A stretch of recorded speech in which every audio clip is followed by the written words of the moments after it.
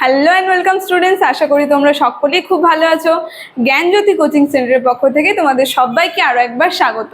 তো আমি মীরা ম্যাম, আমি আজকে তোমাদের সেমিস্টার থেকে বাংলা সাবজেক্ট থেকে আবার একটি নতুন টপিক নিয়ে চলে এসেছি।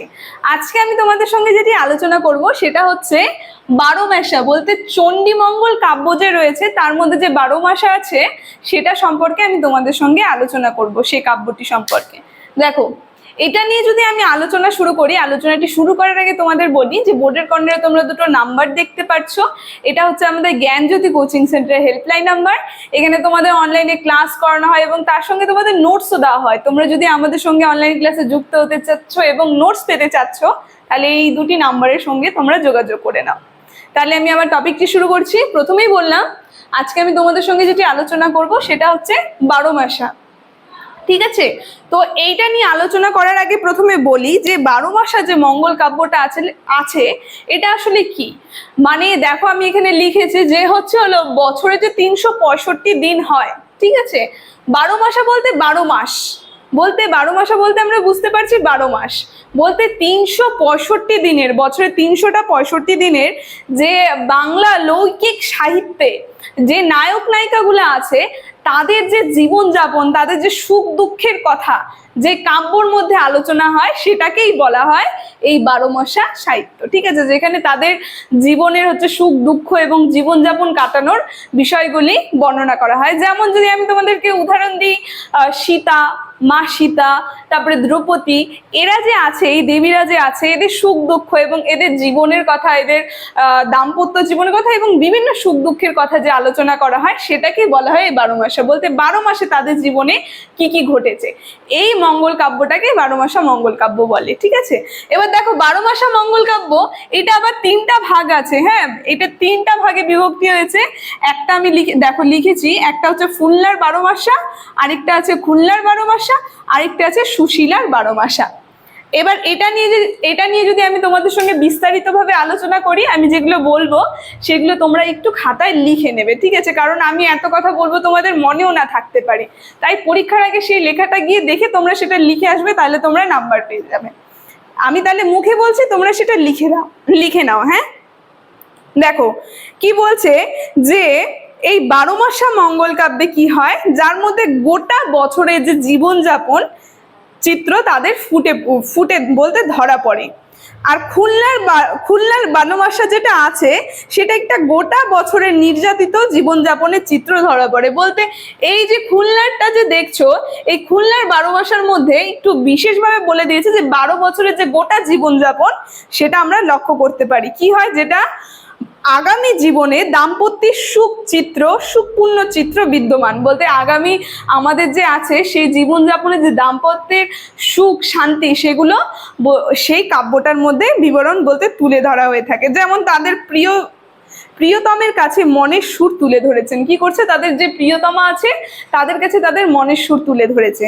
ঠিক আছে, এবার দেখো, কিন্তু ফুল্লার বারোমাসা আসলে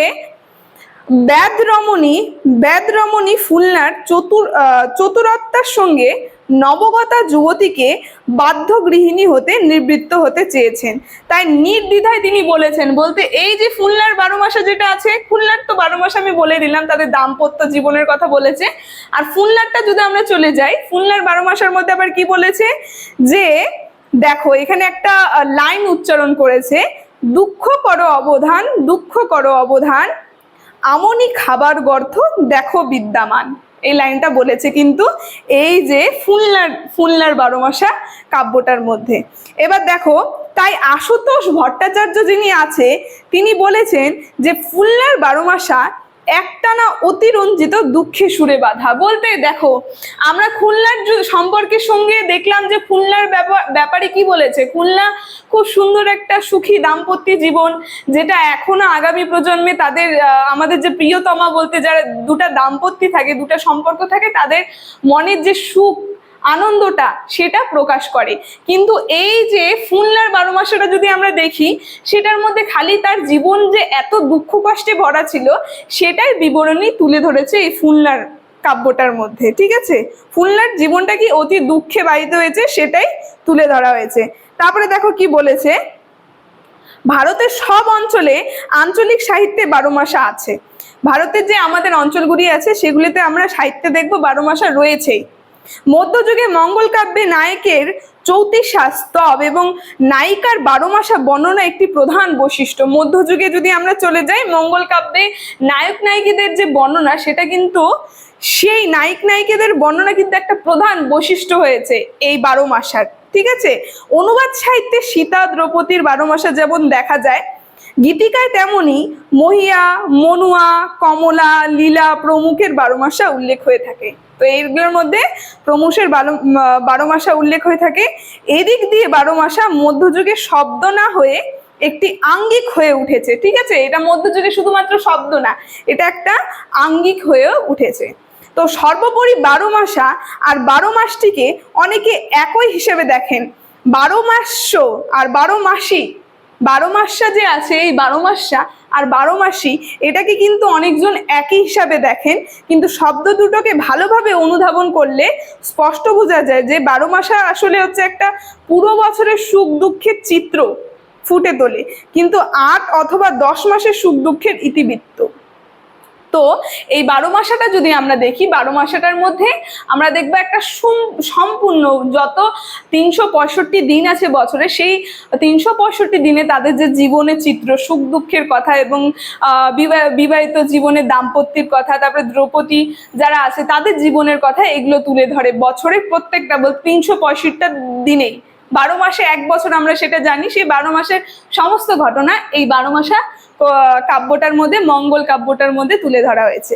তো 12 মাসার টিকা থেকে আজকে যে যতটুকুন আমি তোমাদের সঙ্গে আলোচনা করলাম, এতটুকুন লিখলে তোমরা নাম্বার পেয়ে যাবে। ঠিক আছে, আলোচনাটি আমি এখানে শেষ করছি। ভিডিওটি যদি তোমাদের ভালো লেগে থাকে অবশ্যই like, comment, share and subscribe করে দিও। Thank you.